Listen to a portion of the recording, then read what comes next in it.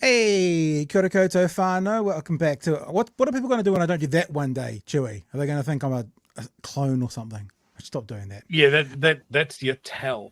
Yeah, that's my tell. Yeah, that's when I'm playing poker. If you're playing poker, I go like this, you go fold. Just fold. Every time, just fold. We'll say it again. Kia ora whānau. Welcome back to another episode of Big Hearing News. Kia ora, Chewy. How are you, sir? Oh, I'm a very tired Chewy today. Are you? A Wookie? Very tired Wookie? Just a big day. Big full day.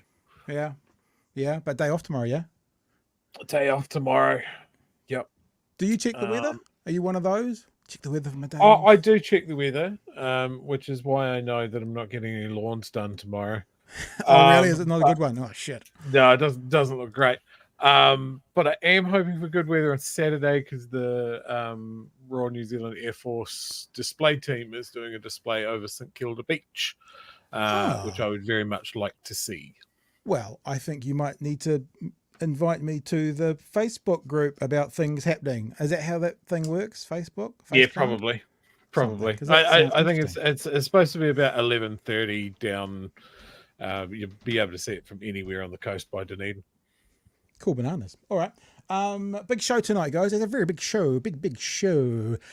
We are talking about there's a really interesting dynamic at the moment amongst the National Party where they seem to be keeping the door open for this referendum, and then Luxon shuts the door, and then today he's used that hole in the middle of his face and he's opened it and things fell out that make it sound like he's still open to it. So I'm at the position, Chewy, and even though I know what you're going to say, we can't say that we know absolutely. He is either really bad at this and he literally doesn't know how to say it's not happening, or he's leaving a door open. They're the only two conclusions. Because if what he's trying to communicate to the nation is we're not doing this referendum thing, he keeps saying things that leave the door open. So he's either very bad or he's leaving the door open for a reason. So we'll look at some of that. Some Mr. Seymour coming up with some other bits and bobs as well.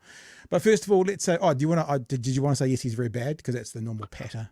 I want to say, we talked a little bit about the attributes of a good leader, and I think one of those things is being very decisive, and being very firm in your choices and deliberate in your use of language. And so, therefore, I have come to the deliberation that Luxon is, in fact, very bad at this. Well, Gary also points out both could be true. He says both are true, but both could be true. He's leaving the door open because he's incompetent and can't close doors. Yes. Huge thanks to our patrons. Thanks for coming on board, team. If you want to be a part of what we do, patreon.com/Big Hearing News. Got a few people on the new people on the old billboard there this week. Of course, a new executive producer and Andrew Whittington up there, and also a nice trifecta of people in the last 48 hours. Timmy Turner, which sounds like that song. That's Timmy Trumpet, isn't it?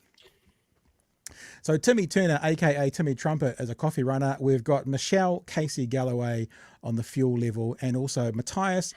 I'm going to go with Monkheimer. The email address is from Germany. We're going Monkheimer. CH is a kid. What do you think? Okay.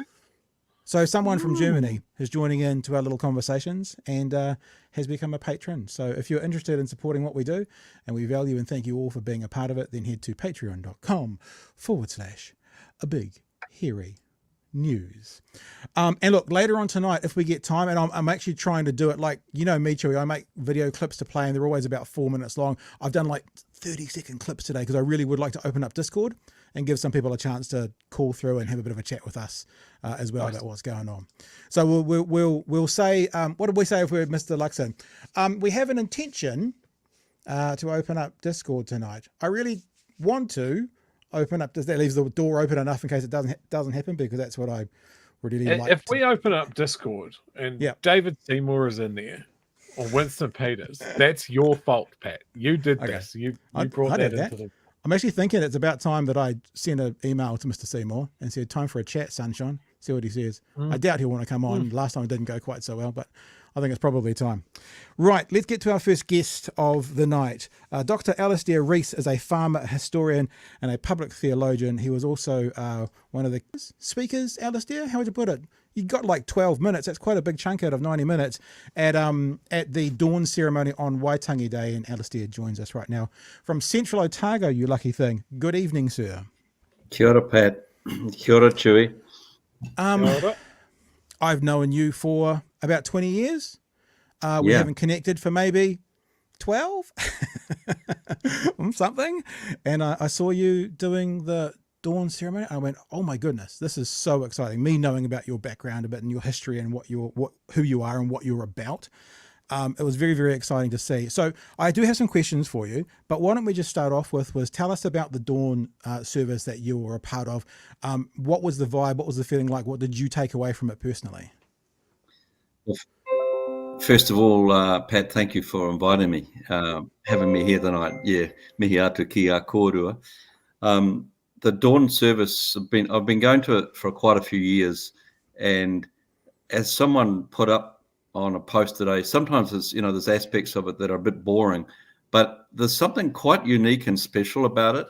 One of the things about it's really awesome is that you walk up to it through the bush, and it's in the dark, and you arrive at the wharenui, te wharerunanga, in the dark, and you find a place to sit, and then whoever's the leader of the time, whether it could be the Labour or National, they arrive, and the Governor General comes, and also the Army and the Navy, and it's just an extraordinary event in that way, because here we are, just ordinary people rubbing shoulders with our great leaders, which I think in a sense is pretty unique. And you see the guys walking around with the things in their ears and their suits on, and that they're keeping an eye out. But really, here we are, just shoulder to shoulder with our leaders. So firstly, that's a pretty special thing.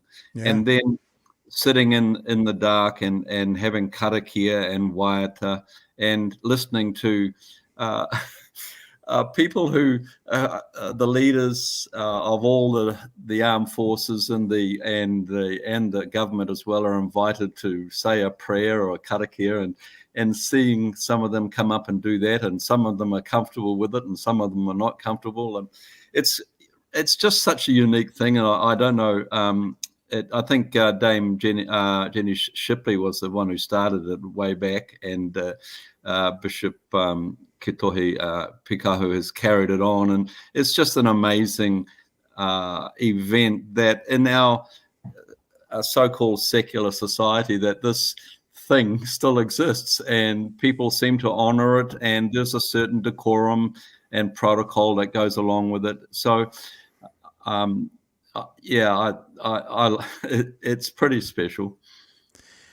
Your message had I don't know if you have much feedback about your message, but when I watched it, it had a new way of me looking at the treaty, which I have sort of experienced a little bit reading Keith Newman's book, Bible and Treaty. There's a little bit of a vibe in there about love and treaty and that kind of thing. But to let people know who haven't seen it, you started it off by quoting Tina Turner and what's love got to do with the treaty. So could you maybe give us a bit of a synopsized version, I don't know, 30, 60 seconds, 2 minutes, whatever you need, it doesn't matter, to explain to me, what's love got to do with te tiriti?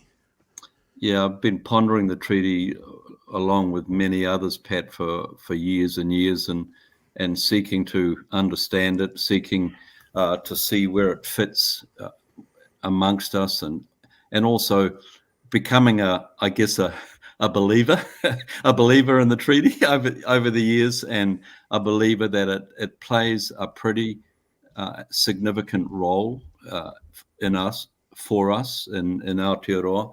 And I've also struggled to understand how we can make it work, and look at all the articles, and I've looked at every word backwards and sideways, and and inside out, and I've listened to all the commentators and that, and I've really just meditated on it a lot. And one of the things that I've come to understand is sometimes it's not so much the exact meanings of words that are the most crucial, that sometimes that they're the secondary thing. It's really trying to understand what the intent is behind a word.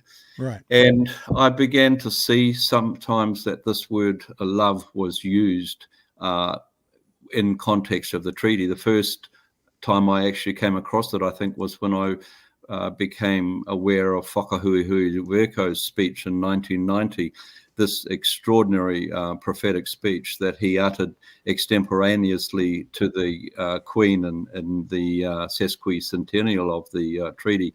And at the end of it, he appealed to people, and he said, let us sit with one another, and let us love one another in the strength of God as we work this thing out.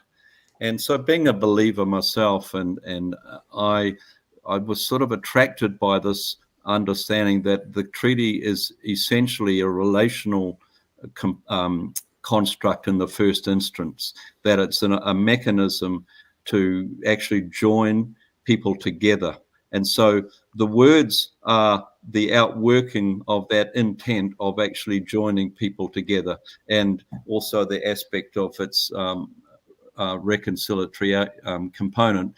But being a bit of a historian, I did come across Henry Williams's appeal to the rangatira on the night of the 5th at Te Tau Rangatira, when he was involved in their wānanga as they were discussing the day's events and the toing and froing about will they accept the treaty or will they not. And by the end of the 5th, that was the first day of the discussions, things were looking pretty tenuous. It didn't really look like, I think, that it was going to get over the line. And so in many ways, that discussion on the night of the 5th at Te Tau, I think, was the thing that enabled the treaty to get over the line. And one of the things that Henry Williams says, that this is an act of love from Queen Victoria to you, and that she is wanting you to hold on to your lands, your chieftainship, e te mea te mea.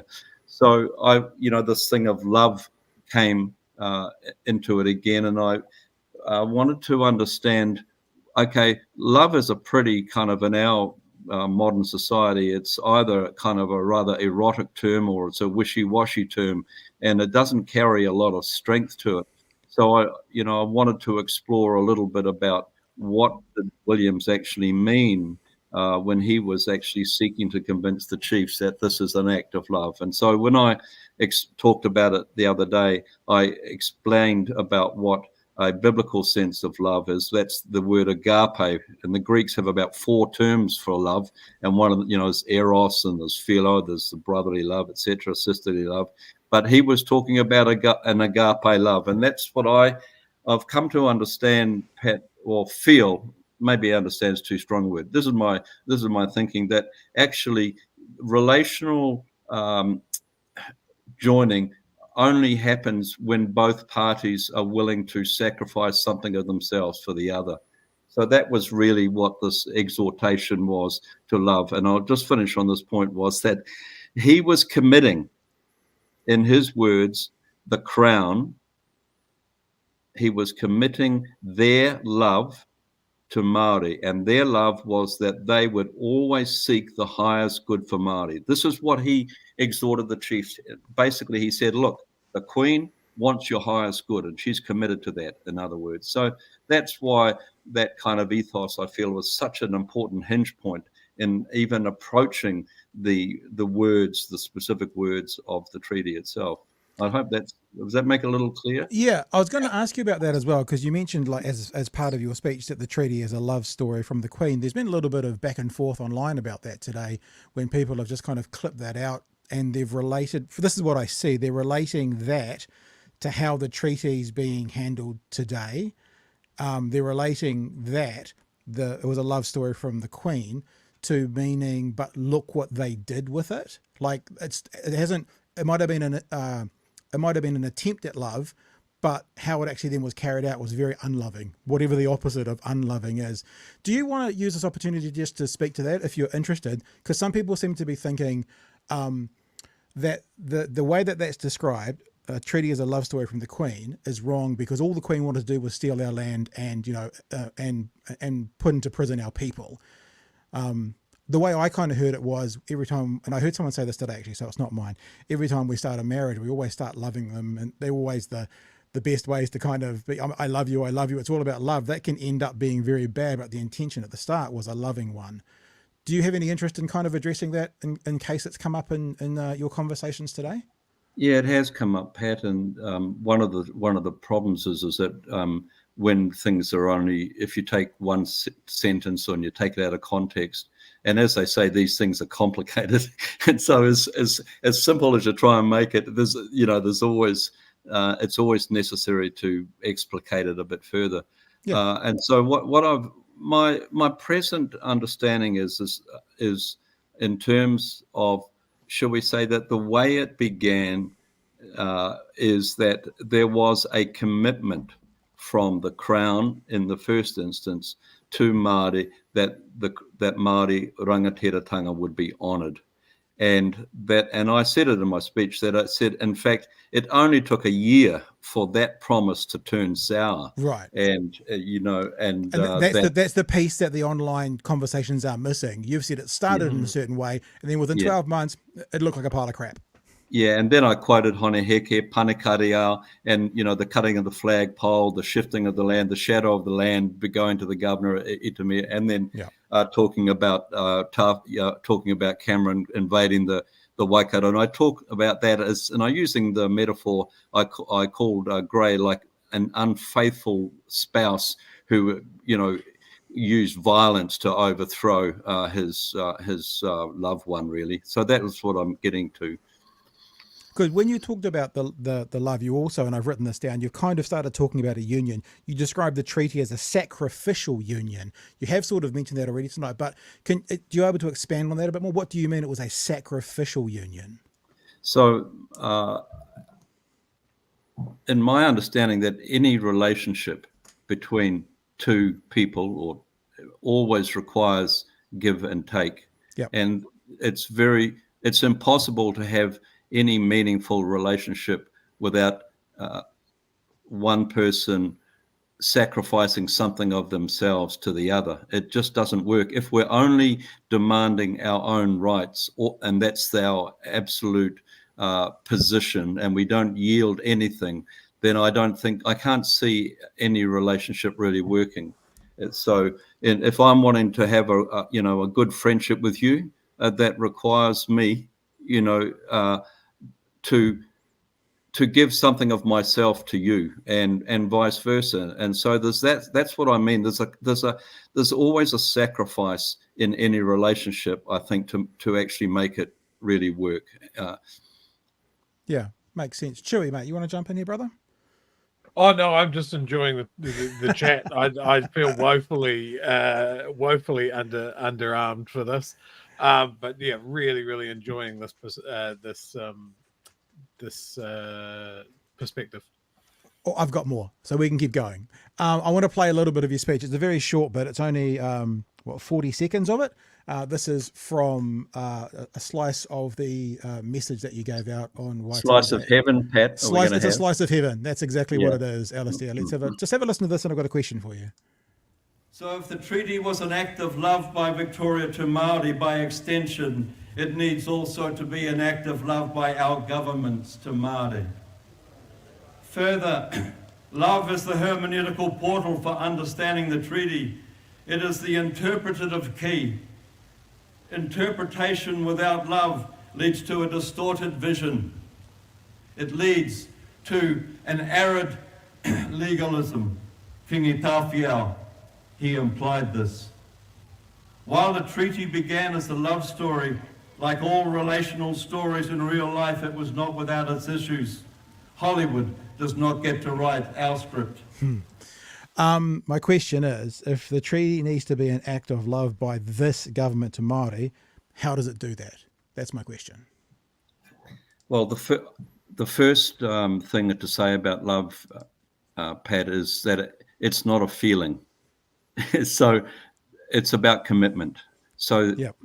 I would say that the first thing that the Crown or the government needs to do is to absolutely declare its unwavering commitment to Māori about this covenant. And that's the first thing, so that people are not insecure about, oh, where do you stand with your relationship with me? Are you like really here for the long term? Do you really want to listen to me? Are you really, etc. So I think that that's what covenants are actually about. It's the declaration of one's commitment through thick and thin. And people need to hear the Crown, the government's unequivocal commitment to the treaty at the moment, because that's the key issue that I would see. It's a pretty good definition of loving, showing a loving. I always talk about, like you say, it's not more than a word. I always talk about if you love someone, they have to have a reaction. They have to feel it. Like if you say, I love this group of people, but they don't feel loved by you, that's probably a you problem, not a them problem. So there's more to do. You have to step into it. You have to make it an action. You have to love someone involves them feeling loved. And if they don't feel loved, then you might need to check how you're trying to love them, I think, something like that. Exactly. Yeah. Show me. Do something that actually demonstrates it. Yeah. Something else you said in your message was to restore the mana of the Crown and of iwi as a part of your message. How does that happen? How do we restore? How does the mana of both the Crown and iwi get restored? Yeah. So can I say that I'm putting my emphasis here is on the responsibility of the Crown here. Mm-hmm. And the mana in my understanding of the term and the way that it can be applied is that the Crown's mana has been seriously eroded because of their prevarication around the treaty. So in order to restore a mana to the Crown, they need to step up and be counted, and as I say, be unequivocal about their commitment to the Crown. The way that some of them are actually speaking about te iwi Māori and dismissing some of the issues and claims, and that is what we would call, it's a whakaiti o te iwi Māori. So that they also need to, the Crown needs, by its own actions, need to restore a sense of mana to iwi Māori. So on one sense, people would argue that the mana it doesn't change. And I understand that kind of logic.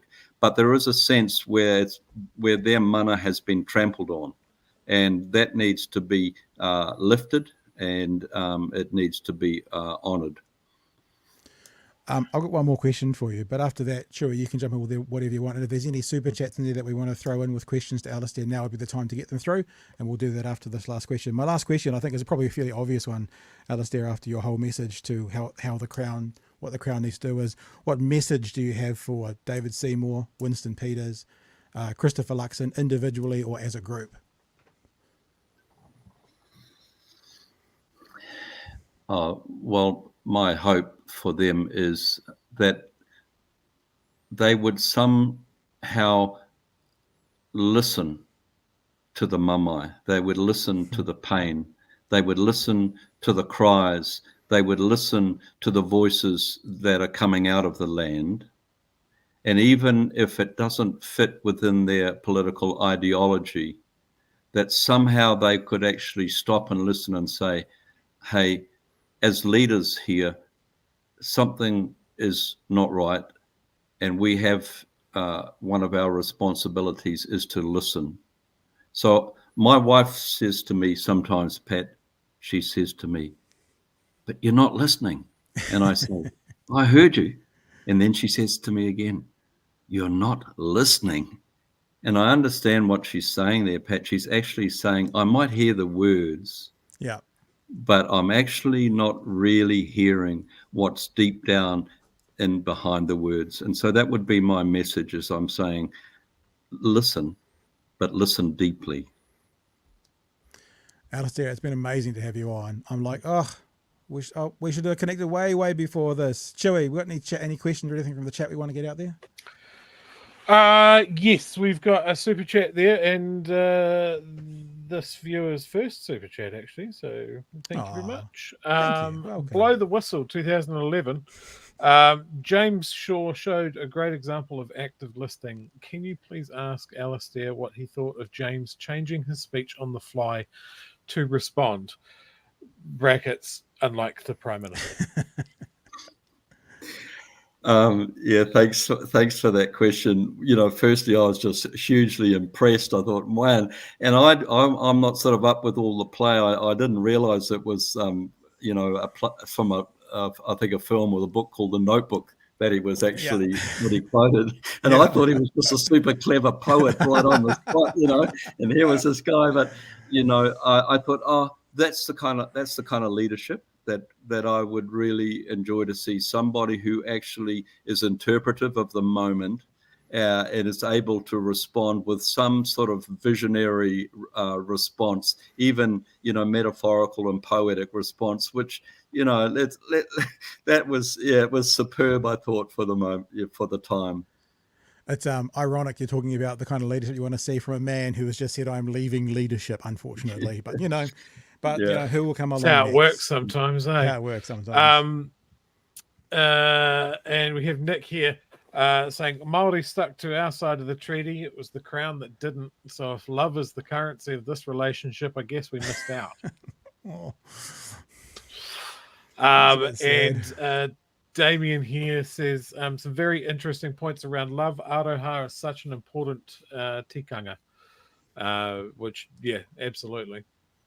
I had some thoughts about, at the time that European arrivals were coming into this country and that sort of thing. If we look at how the British Empire was treating some of its other possessions, it's let's just say that they weren't even-handed. And I think that comparison and that difference when it comes to what happened here, I wonder where that came from, because I mean they certainly didn't treat, say, India with any form of love, or Australia, or any of their other sort of possessions. It's kind of interesting to see it through that mirror. Yeah, I'm trying to form a question. Well, Chewy, I think the question is why? Why was it different here? I mean, why was it different here than Aborigines or whatever other colonized country? Yeah, Chewy. Like first of all, I don't want to make a hagiography of all those people, and that's a big fancy term. I don't want to over credit them on one hand, and that's a danger. They're flawed, and if we examine carefully their policies, we can find all kinds of flaws in them. So we're looking at an overview. There's a man in the office of the Colonial Office. His name was Sir James Stephen, and he lived in the West Indies for many years, and he was the nephew of William Wilberforce. And he spent a lot of time under Wilberforce's influence during his time in the West Indies, and he got a passion for the anti-slavery momentum that was happening at the time. Sorry to interrupt, Alistair, but that's what Wilberforce was known for, ending slavery in the UK. Yeah, just so everyone knows. Okay, so William Wilberforce, in simple terms, was the man singularly responsible for the anti-slavery bill in England, for outlawing slavery, in simple terms. So the man who was responsible for formulating the Treaty of Waitangi was this man, Sir James Stephen, who was mentored by William Wilberforce. And Sir James Stevens basically said, look, in my responsibility where New Zealand comes under, I don't want to be guilty of repeating all the things that we did so horribly wrong in the other places.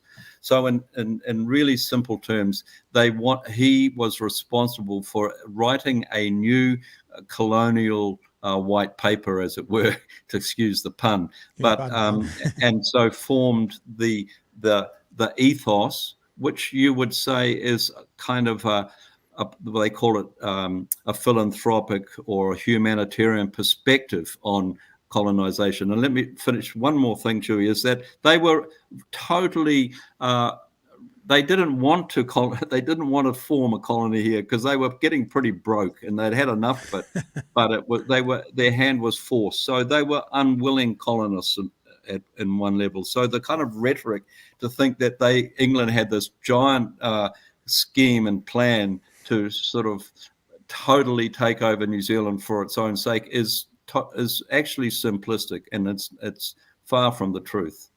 Yeah. Anything else you want to check out there, Chewie? There's one more super chat, but that's not necessarily directly for Alistair. We could just leave that and do it afterwards, or we'll throw it out there. Here's one more question. We can all look at this question. Frosty's just asked, how does this compare to other Māori protests that have occurred during our history? Is it the same, or is it a whole different thing? You're welcome to comment on that. It's not specifically about Waitangi or your presence there, Alistair, but I've got some thoughts around that. But do you want to offer any thoughts about that? Well, one of the thoughts I would offer, Pat, is that I've been going to Waitangi for close to 20 years now. This was by far the largest group of people that have gathered at Waitangi that I've ever seen. So it was a protest on one level, but not in the normal sense of the word. Of course, that there was the hikoi from the north was, a traditional kind of protest, but there was tamaiti's performance art. But I think the greatest protest was the presence of, look, I've heard numbers, extraordinary numbers of people that were there. I heard 80,000. I don't know what the numbers were genuinely, but so in one level, it was a real organic people protest by their presence, putting a po in the ground to say, look, we're not articulating very much here, but we're here. We're here with our family, with our children. We're here in great numbers. And so in that sense, I think it is can be marked as one of the great organic movements of, the last 50 years, probably. Yeah. Alistair, thank you so much for coming and talking to us this evening. We know we've cut into your first day of your kind of holiday away, but it's great to talk to you. Look, the chat is loving you, and it's just been... I think me and Chewie both like being the dumbest people in the room. It's one of our favourite things. And bringing someone on like yourself that can not only inform people but educate us at the same time, it's such a blessing. And we're so thankful that you gave us some time this morning or this evening, I should say. And thanks so much for coming in. And good work at Waitangi. It was amazing. Yep. Ko tēnei te mihi kia korua, tēnā korua mō tēnei huhinga. Yeah, thank you very much. I just appreciate being with you both. Nā mihi. Cool. All right, see you, Alistair. Appreciate that. That's Cheers, Dr. Alistair Reese, farmer, historian, public theologian. I don't know if that's the right order, but that's what we did. You good, Chewie? You okay? Should we just go to bed now? Good. Should we wrap it up and call it a night? Is that enough for you? That's enough for me, mate. That was amazing. I just want to say, and there's a few people noticed that I was very quiet. There are times I noticed. I'm like, Chewie, come in and talk. This is a show that I got involved in because I have a lot of opinions and I have a lot of reckons, and I need to get them out. Yeah. But every now and then, like, I have no background in religion. I have a background in history, and I have a strong interest in politics and race relations and geopolitics and all sorts of stuff. I'm not someone that carries a lot of religious belief or that sort of thing. That doesn't mean I disregard it. And it was just really, really interesting to hear someone from that world have an opinion on something that I have some very strong views on as well. Yeah. And sometimes it's just like, I'm just going to shut up. I'm just going to shut up and listen. So that's what you saw there, folks. And the thing is, right, yes, he is a public theologian, and I think he's got masters in history and in theology, but it's funny you say come from that world. I wonder if you asked him where he placed himself in this conversation, it might be more historian than theologian, because he's that as well. But I mean, that's why, me, Chewie, and I saw someone in the chat, I don't know who it was, go, Pat knows his religion. I saw that scroll past at one stage. It's like, I love it. I love those kinds of conversations. Yeah. So I have a lot of connections to people in that world. I've made content before in that world, in that religious world. And you'll appreciate that because of who I am, and you guys who know and love us, you're our whānau, you know who I am and what I value. You're not going to see me connecting with those kinds of religious people that we see on the news protesting the gay community. That they're not the kind of religious people I'm interested in or I'm connected to. So it's very easy at times to beg on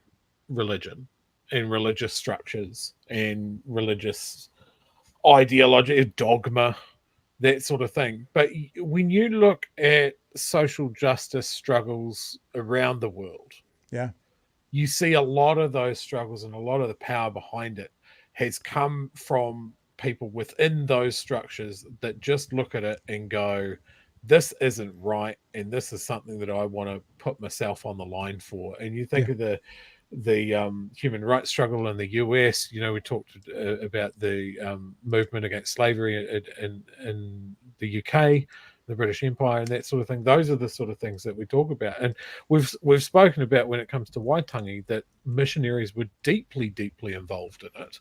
Yeah. And they weren't necessarily taking the side of the crown, because that wasn't the people that they were talking to. So, I think whenever you look at history, you can't discount religion, and you can't necessarily view it through the lens that we see it today. We were talking about doing a book club or something similar to that. We could the book I just talked about, it's called Bible and Treaty. It is written but it's it's very interesting education on the treaty. We could, I don't know if people would be interested in doing that one, but we could do that one. And if you want to know more about William Wilberforce, this movie Amazing Grace, it's basically what it's all about. Really, really good movie. And I guess every kind of historical movie is always based on, but mostly accurate. Watching that movie, learning from that about how he got it, they basically had to sneak it through. They had to sneak the vote through to get slavery ended. It's a really interesting movie, and it's played by, who was the guy out of the Fantastic Four? He's the stretchy man.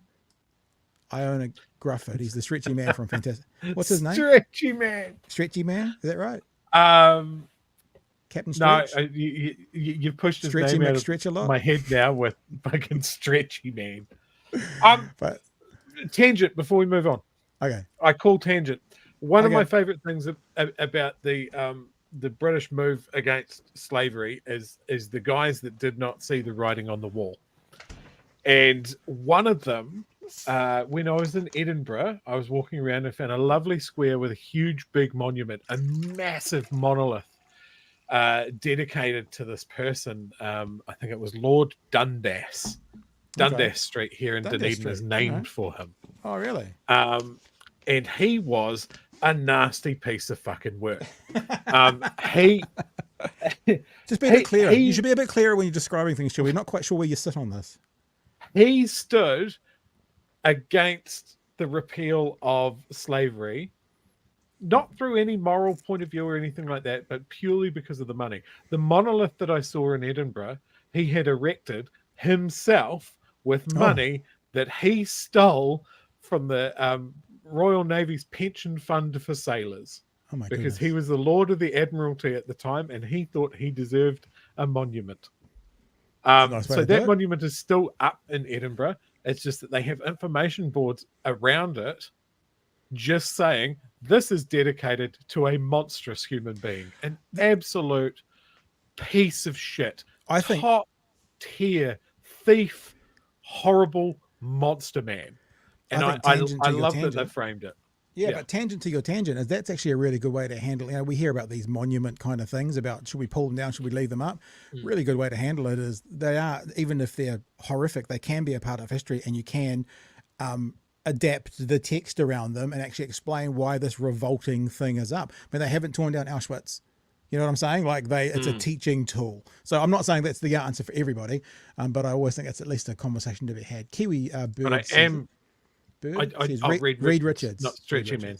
Not Stretchy Man. I still find it incredibly satisfying. Like I think it was Bristol in the UK where they marched on a statue and then threw it in the harbour and then immediately updated the statue's position on Google Maps.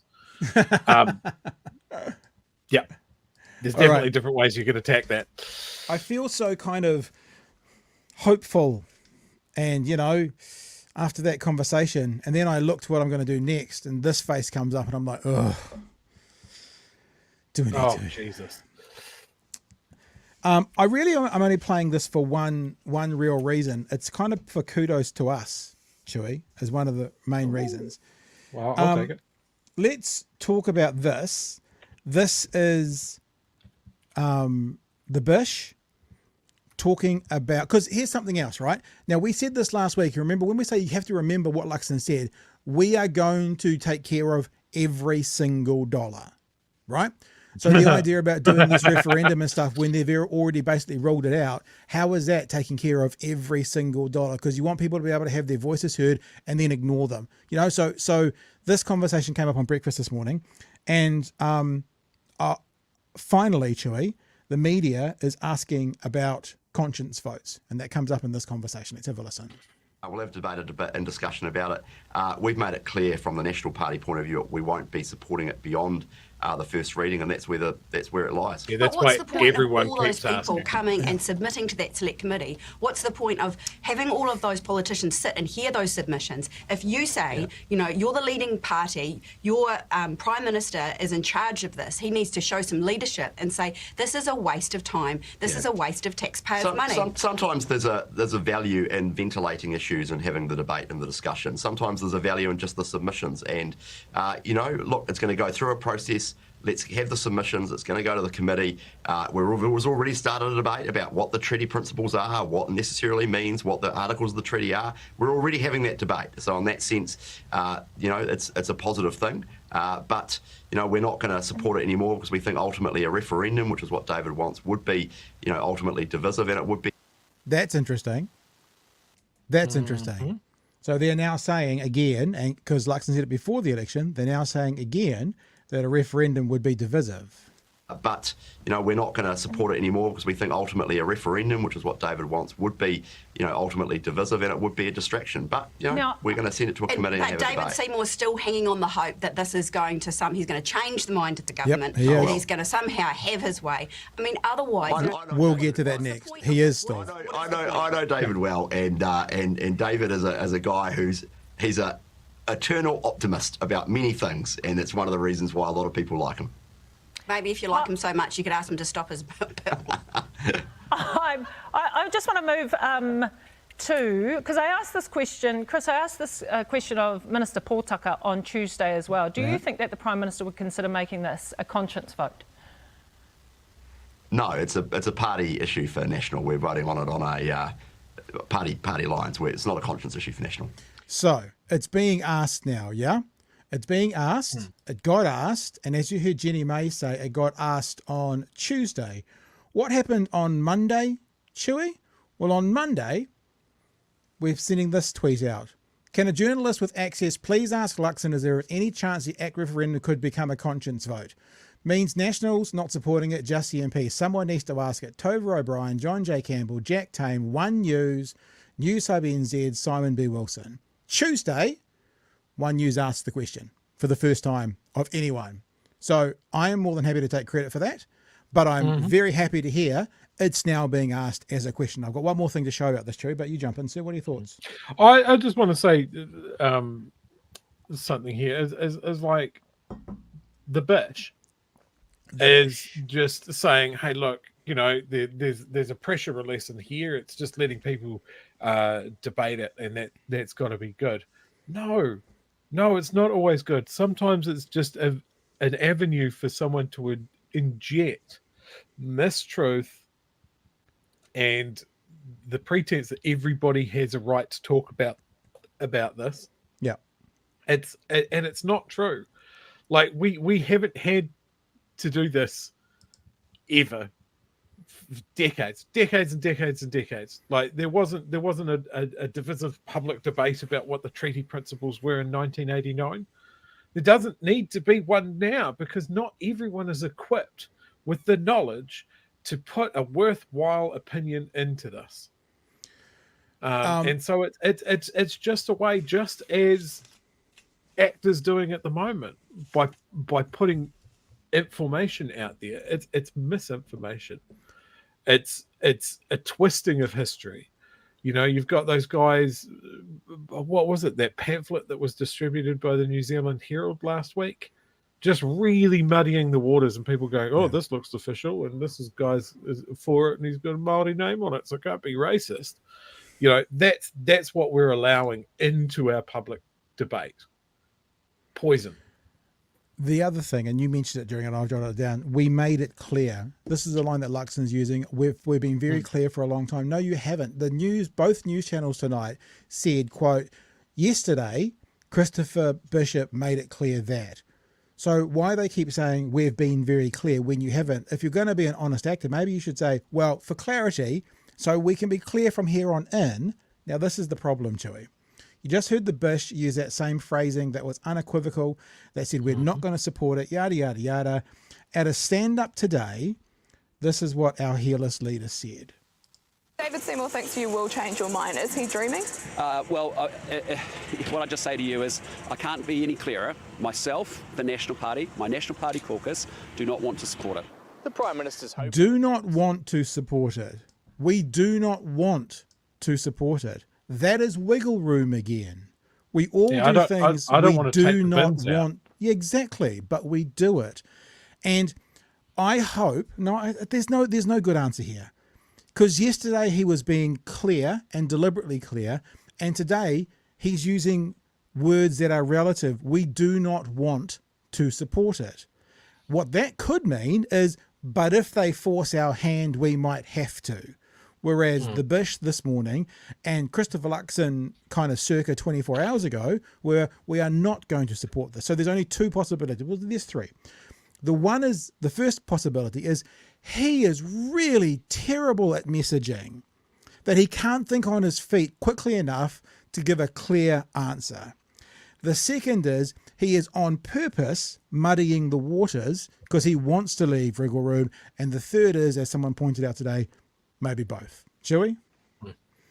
Yeah. Like, if you're having to say on an almost daily basis, look, I think I've been really clear, then you're not being really clear. Like, every time he does it, I have a flashback to a meeting I had in a former workplace where someone spoke for 45 minutes about this new procedure that was being brought in, and then very confidently said, cool, that should cover it. Any questions? And 50 people put up their hands and he looked like he was going to die. If you are having to every day repeat your message, you are not being clear. If there is a variation in your message over the space of 3 days that is basically, I've said this, I've been very clear. Now I'm saying a slightly different thing to be very clear. And today I'm softening that position by being very clear. It's nonsense. What I'll say to you is this, and then corporate hot air, Scrabble letters into a ceiling fan, and we still don't know what the fuck he means. Yeah, for sure. All right, listen, we're having trouble connecting with Facebook, so you may not have got this, but I've just put the Discord into the chats for YouTube and Twitch, I think, and maybe Twitter. We're not going to take a lot of calls tonight, but if you'd like to come and have a chat with us, we're going to do one more story. And you need to get onto Discord and you need to drop yourself into the waiting room. And I'll be honest with you, if like 10 people turn up, we might take a couple of calls, or we might take none if no one turns up. So if you'd like to come and have a chat with us tonight, we'll be doing a very quick, short calls, because if we don't, we'll be here until 1 a.m. if you'd like to be a part of that. And we said last night, if you're someone who vehemently disagrees with us, we're more than happy to take your call. If you're respectful to us and we're respectful to you, more than happy to hear your thoughts. Discord, and drag yourself into the waiting room, and I'll see you in there and we'll have a bit of a chat. We'll do that shortly, but right now, have you heard of this guy, David Seymour, I think his name is. He doesn't come up very much. Oh, he's the Minister of Twerks. Yeah, the Minister of Twerks. So what I would like to show you is a couple of, these are very short clips, only 1 minute and then followed by a 30-second clip. And it kind of tails onto what he's still saying about this referendum. And the first part, he wants to make it very clear that he thinks Luxon is a jellyfish with no spine. Well, that would be a jellyfish anyway, but has no spine. This is what he thinks. Yeah, look, I mean, last week he wouldn't rule out supporting it further. Yesterday he would. I think perhaps he got a bit nervous after Waitangi, but ultimately the bit I don't believe is that, he won't change his mind if the public really want it. All politicians are very mindful of what the public want, and I've seen polls published in the Herald that said that, 60% of New Zealanders agree with what we're saying on the treaty, 18% disagree. Oh, a Herald They want poll this agrees debate. with you. Okay. And I think ultimately it's not about what I think or what Chris thinks or what we say right now. It's where the public are at in maybe a year's time when this thing comes up. And I just also point out that we've actually been here before. At the start of the John Key government, ACT introduced the 3 strikes idea. National at the time said, oh no, we'd never, it's just not going to happen. You ask anyone from the National Party today, it's the best idea they ever had, 3 strikes. In fact, we're about to bring it back, and that's a great thing because we've been far too soft on criminals. But that's true. They've swayed them before. There's something I want to really show you. I want to show you about this conversation, though. It's quite important. These are 2 of the quotes that he said. One of the things he said was, the bit I don't believe is Luxon won't change his mind. If the public really want it, all politicians are very mindful of what the public want. There was a quote from that thing. Another time he said, ultimately, it's not about what I think or what Chris thinks or what we say right now. It's where the public are in maybe a year's time when this thing comes up. Now, I wanted to make this really clear. Seymour is basically saying, for this policy or this idea, that whatever the public wants, we just got to follow. Whatever the public wants, we just got to follow. If the public really want it, we have to do it.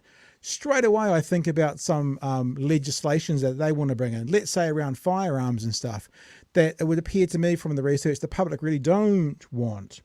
But for those ones, it'll be about the rights of the individual. It'll have nothing to do with what the public wants. So we have to be really careful that we don't let Seymour sell this as a public desire so politicians have to do it, because there's plenty of other ACT policy that the public don't want that they'll still ram through, Chewy. Yeah, hugely popular policy would have been a wealth tax. The people overwhelmingly capital wanted gains. That. So I assume that means that he's bringing that in.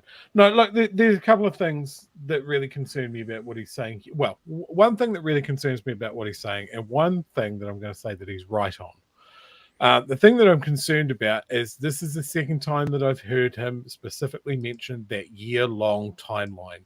Right. He has a year to inject his messaging into the public discussion space. And we know that some people are going to lap it up. We know it's going to be regurgitated in comment sections and Facebook threads and all sorts of letters to the editor.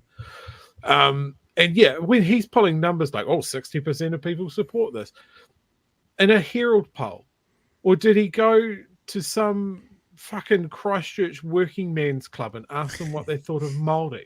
Like, just, the thing that he's right on, and he keeps messaging this, and this is great because I want you all to listen to it. He knows that Luxon is vulnerable to public opinion. Yeah.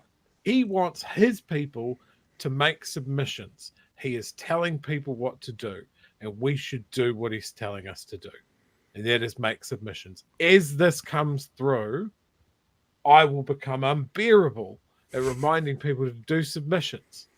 Fucking do them, email them, call your MP, everything.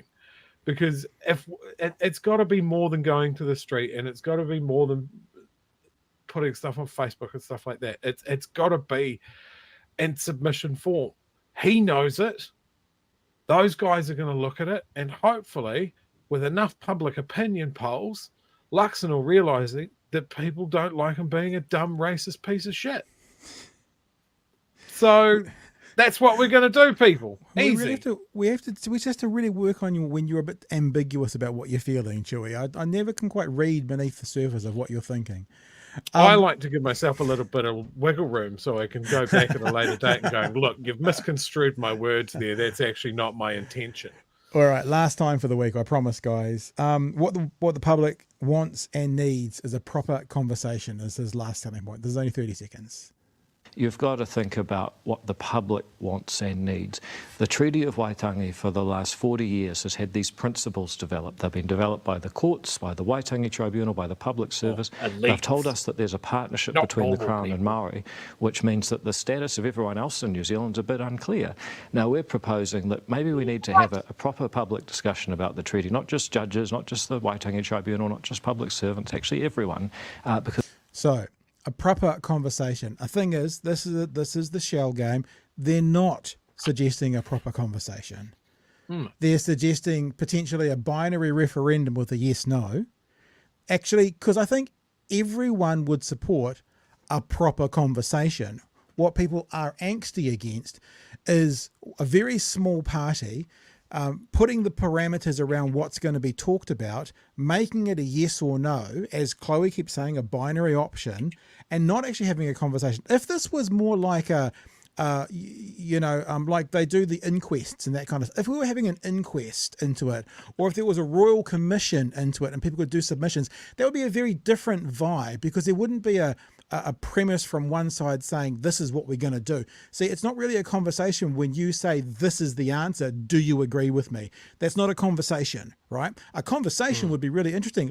I'm up for that. Let's have a conversation. The conversation doesn't start with one side going, this is the answer.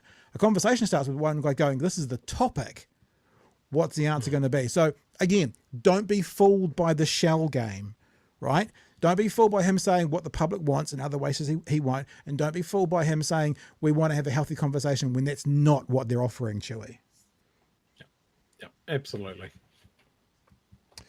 All right, we've got a couple of people in Discord. Is there anything else you want to get out before we jump in and have a chit chat? I just found a very good timeline of this week's events on Blue Sky, so I'll just put it up real quick. Luxon all but kills the treaty principle bill in his post-cabinet speech. We've never been open-minded about supporting the bill. We're never going to support it past that first reading. The reporter asks, even if there's a groundswell of public support, correct. That was the most firm comment. Yeah. And then he's gone, update, our man there remains an absolute piss kitten. Luxon and the press are just now saying it's highly unlikely that the National Party will support the treaties bill beyond the second reading. When asked if he'll stake his job on that, no. Yeah, I saw that question. I didn't realise that was quite as ambiguous as that, because he didn't say no, he wouldn't stake his job on it. He just refused to answer that question. So, which is like saying no, but just for clarity, he didn't say no, I won't. He just didn't. So yeah. Okay, guys, we'll take a few calls. Boutique, if you want to have a chat with us, you're going to need to move down into the waiting room, because that's how we know that you want to have a chat with us, to be in the waiting room, not the live stream chat, in case maybe that's what you want to be. Maybe you want to be just in the live stream chat. I don't even know what that just is. Remember to turn your YouTube audio off so you don't get a delay. Turn your YouTube audio off and listen to us in the actual chat. And we're going to start with Frosty, because I think we talked to Frosty this week about doing some talking, so we might as well drop Frosty in and see if it's all working. Shall we see if it's all working? Let's give it a go. Frosty, are you there, sir? Fellas. Hey. As the tradition goes, whenever I enter this call, I have to ask how you are doing. So how are you fellas doing at the moment? Yeah, I'm not a marginalised person or a minority with threats to my existence, so I'm doing okay. I'm real sleepy. Well, it is quite late, and you guys are relatively old. This bitch. I just want to talk about two things. One's about what David Seymour said, and one's about what Dr. Alistair said. Yeah. And David Seymour was saying that, the public want this, or if the public say this, or the public voted us in to do these things. Well, if he actually learned how to read or learned how to look at a graph, the majority of the public didn't actually vote him in, because I don't think he realized how many non-voters how many people decided not to vote during the election.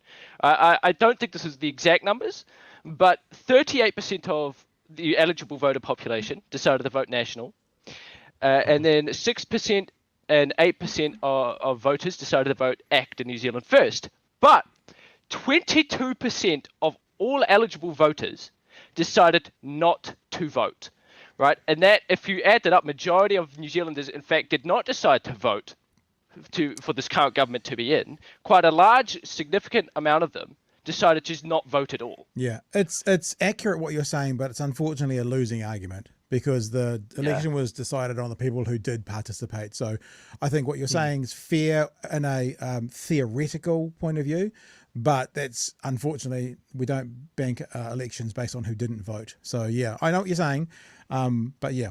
We spoke about that in the run up to the election, that if people wanted to pick up more votes, they needed to motivate those guys that just don't think that any political party is speaking to them.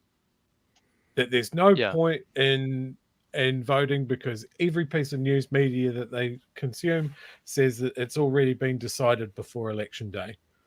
Nobody's talking to me. Nobody has my back. Nobody is asking me to vote. 22% of the eligible voting population. That is grim. That even a portion of that couldn't be motivated to vote. Yeah. What was your second topic? The second topic was about a clarification about Dr. Alistair. When you guys, I think Chew even brought this up, and the chat was talking about this as well, is that why is New Zealand treated differently in comparison to all the other colonies that the Crown or Britain or the UK colonised? And that was because, now I'm not a super expert in this field, but in the lessons I've done in history, because I am part of the generation that gets taught New Zealand history, and from what I've learned, is that it was because Māori were completely different to what the British had seen in other countries, right? From what they had seen, Māori were people who had, this is their words, civilized society. They had family, they traded, they knew how to interact with them, and actually, unlike a lot of, I'm using the Aboriginals in this example of Australia, the Aboriginals were not welcome to the British, right? They immediately wanted them out. Whereas some iwi, some Māori welcomed the British because they wanted trade. There were guns. Guns were completely foreign to them, and they could increase their power and take over other iwi. And that's why we saw the musket wars kick off, is because it was this huge arms race full of muskets, because a lot of rangatira and a lot of Māori wanted muskets in order to fix their utu, or just because they didn't like the iwi sitting next to them. And we saw huge border changes there, or border isn't the right word, but we saw huge iwis disappear, huge hapu disappear, and we saw huge rises in iwi. You know, Ngāti Porou, Ngāpuhi, Ngai Tahu in the South Island. That is the largest iwi in the country by land mass. And that was down to the musket wars. And the New Zealand wars, due to the tension and due to the breaches in the Treaty of Waitangi, which wasn't the Crown, by the way, it was the subjects the Crown had sent to New Zealand. So a lot of missionaries, some Māori will say differently, but a lot of missionaries, especially to my iwi, were very kind. They're welcoming, and we welcome them. But in a way that a lot of the, I think it was Hobson in that, they saw these Māori as savages. So a lot of Pākehā, in terms of missionaries, quite enjoyed Māori because they saw these people as intelligent enough to know what is wrong and what is right. You know, missionaries didn't see these indigenous people as savages, like they saw, these other indigenous peoples around the world and in other countries. I hadn't heard that before. That's interesting for us. It's something that's news to me. We're going to move on because we've got other people on the chat, but that's a really interesting little thing you brought in. We have to go chat, Chewy, because we've got a bit of a celebrity in the chat wanting to have a chat with us. Can you see the logo there, Chewy? Do you know who this is? This is Spider Hoof. What up? Hey, Spides, you got to turn your mic on and turn your YouTube off there, Spides, and then we can have a chat. If you want to chat with us, that is, of course, because you're up, you're ready to go, Spider Hoof. Turn your mic on. This is the song to turn your mic on. I've just been messaging Spider Hoof. Yep, I can see you. You got to turn your mic on. We got to give Spides a bit of leeway. I'm just watching. You can't see it, can you? I can see it though. Come on, Spider Hoof. Turn your mic on. Come on. How long can we do this for, Chewy? I don't know. Maybe she's finishing off a TikTok. Maybe she's finishing up. Maybe, did you notice when we spoke to Debbie Naruapaka, Spider Hoof messaged us and said she'd already done a TikTok before the show had finished with Debbie? Maybe she's done one with Alistair. Spides, you're having trouble there with your mic, obviously. I'm going to put you back in that room. If you can sort it out, we'll come back to you after we have a chat with Kat. Kat, turn your mic on, turn your YouTube off, and listen to us down through the speakers. We'll say hello to you. Are you there, Kat? I am. Can you guys hear me? Yoo-hoo! Yes. We can. What's up? I am sorry. I'm just getting myself organised because I had you guys on the TV in the lounge, and I don't want to see myself on the TV and on the computer. I missed the start of the show tonight because I was in another online meeting. And when I came on, I saw you had something up about the movie Amazing Grace. Yeah. Yeah. Were you praising that movie?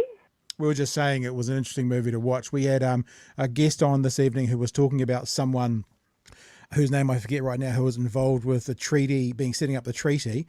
And the person setting up the treaty, Wilberforce wasn't involved. The person who was in New Zealand helping set up the treaty worked under Wilberforce. So Wilberforce came up in conversation, and then we just showed people where there was a movie about Wilberforce as being told, albeit I think pretty what did he say? It's based on a true story. It's all right, but it's based on a true story. Yeah, so that's why that came up. Okay. Yeah, no, it's just it caught me by surprise because that movie is a shocking example of, white people being praised for abolishing slavery when, in fact, all the act that William Wilberforce did was end, the capturing of slaves from Africa and the transporting of it. And meanwhile, slavery in the British Empire continued for decades afterwards. So I guess I'm just checking you guys and making sure that you were saying, hey, watch this great movie. But that's my fault for not being there earlier. I did say watch the movie if they want to know more about Wilberforce's story. Because Wilberforce came up in conversation as a byproduct of another conversation that was coming up. So yeah. I think you raise a good point though, because when it comes to those forms of media and biographical movies and that sort of thing, never treat them as a single source of truth.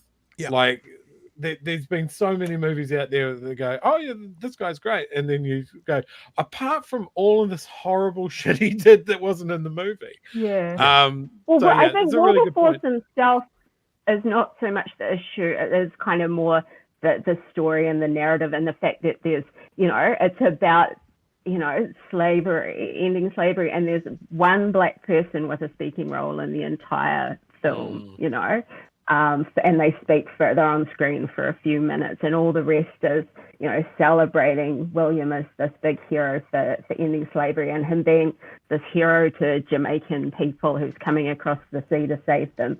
So the piece, the story, gives a false impression of, again, it's not so much setting Wilberforce up to be something that he wasn't, but it is glorifying, his contribution when in reality, enslavement in the British Empire carried on until sort of like almost the mid-19th century. And even after that, slaves had to still kind of basically keep working for free as apprentices for the plantation owners, and then the British government had to pay them out, and it was only something like, I don't know, 10 or 20 years ago that they finally paid off the debt to the slave owners for ending slavery, and it's, a debt that was contributed to by thousands and thousands and thousands of descendants of the original black slaves. So yeah.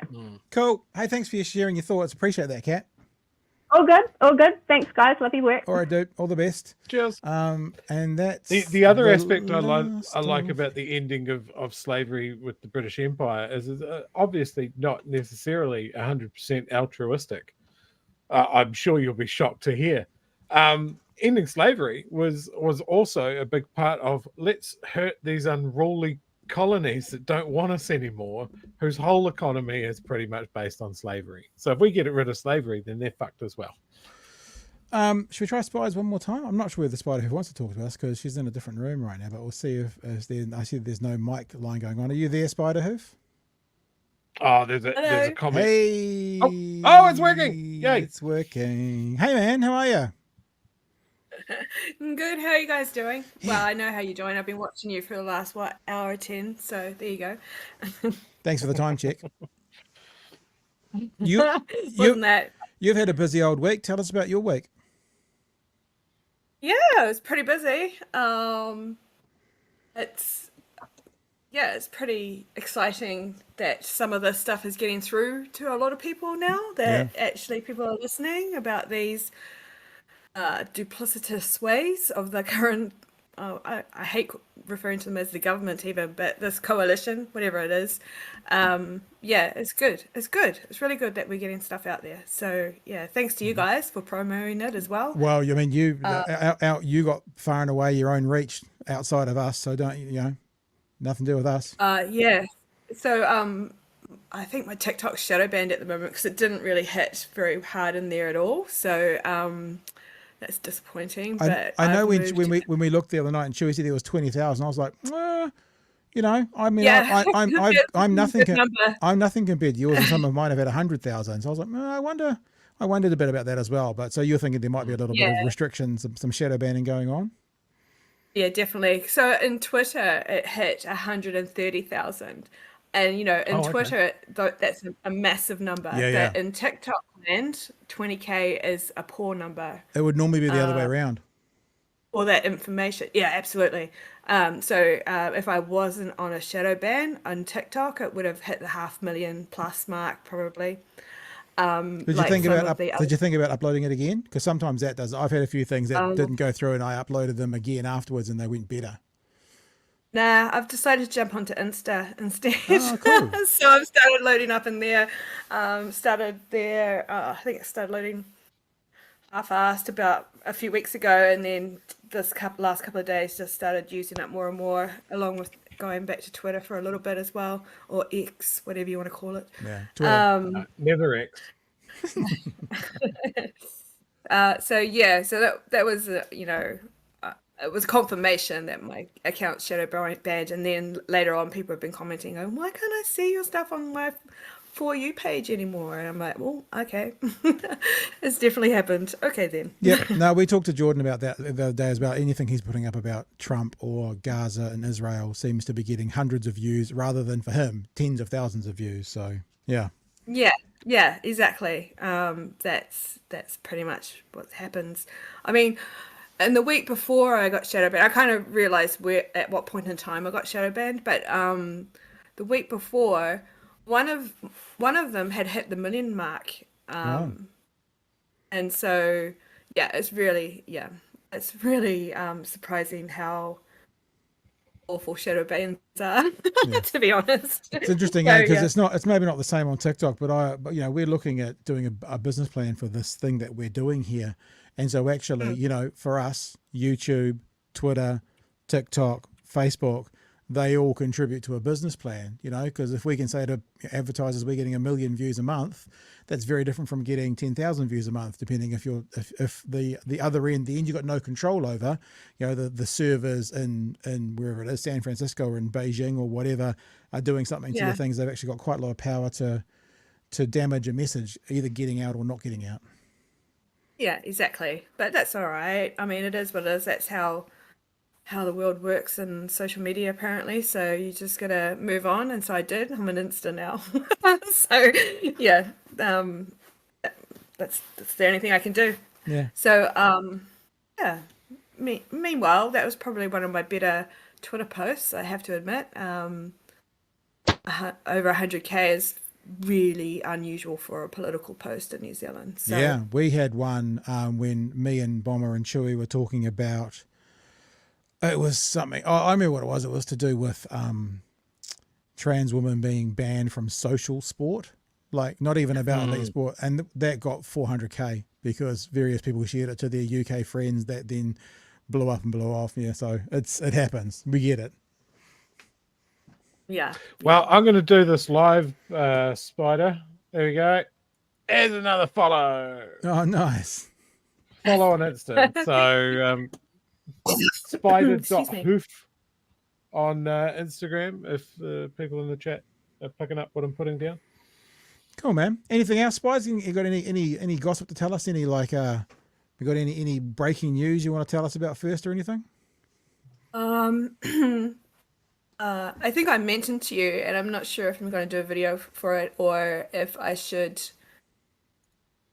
let you guys do it, to be honest. But yeah, I don't know. Let's talk about stuff when we have that meeting that you want to set up, Pat. Yeah. Hurry up and set it up so we can Wink, wink, nudge, nudge. know. I've contacted some other people. Say no more, say no more. Wink, wink, nudge, nudge. All right, that dude. we can organise. We'll talk soon, eh?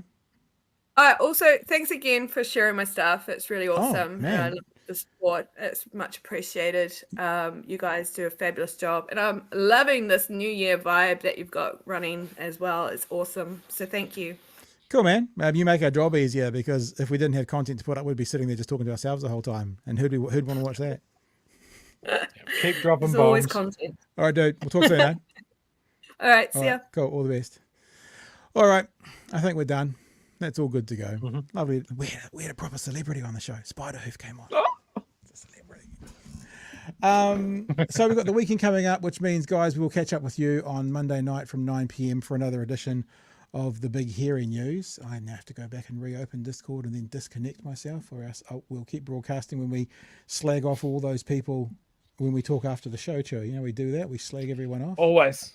That's the secret 45-minute portion of the show that only we get to see. That's going to be on Patreon shortly for $150 a week. You can come and hear us slagging off Spiderhoof. Cool, man. Well, we'll be back Monday night for another edition, Big Hairy News. You got anything on we're watching the Warbirds over St Kilda, is that what it's called this weekend? It is the Royal New Zealand Black Falcons display team. Sometimes they perform around the country. I missed the last time that they came to Dunedin, so I'm going to go and see that. So does that mean the only military we've got that flies is just a display team? We don't actually have any other kind of military that flies. We do have military that flies, Pat. We have I don't mean the big squadron. I don't mean the big fatty ones that take the Prime Minister places, but they got rid of the jets and stuff. But any little small fast ones that are actually active for fighting if they need them? No. Oh. No, we do not have an offensive air force. I'm pretty offended by it. What are you talking about? It offends me. We just bought new maritime patrol aircraft, which I remember a very good story that got told to me by an Air Force pilot once. Back in the 80s, when the government was looking to trim the fat out of their absolutely non-existent budget, they went to the Americans and said, how many airplanes do we need to have to patrol our exclusive economic zone? 1. We've currently got 4, which is too much. And the Americans were horrified and said, you probably need about 15. And our government went, 4 it is. And then we flew those airplanes in, into the ground, but until their wings almost fell off. And that's why they used to do this when they were flying, because they'd all worn down. Yeah, just creaky noises and bolts falling off. But yeah, we have the world's largest exclusive economic maritime zone to patrol, to keep other countries' fishing ships from strip mining everything. That's just for us. So yeah, that's why we bought some new airplanes. Very nice. Huge thanks again to all our patrons. If you've enjoyed what we've done, if you've been a lurker for a while, you enjoyed the conversation tonight, or any of the shows you've heard this week and going forward, pardon me, as well, then head to patreon.com/Big Hairy News. Be a part of who we are. Help us pay a few bills. Again, Matthias and Michelle and Timmy, all joined up in the last 2 or 3 days. If you'd like to see how difficult it's getting for me to fit names in there, try and give me a problem this weekend for some people to sign up, and then I'll scrolling Star Wars crawl, both grumpy and angry and grateful all at the same time of having to do things to fix it all up. So that's patreon.com/Big Hairy News. Bye, team. It's been a beautiful week. It's been a really good week, actually. We look forward to seeing you all on Monday night. Remember, bring a friend. Until we see you then, be safe over the weekend, and hooroo. Cheers, fam.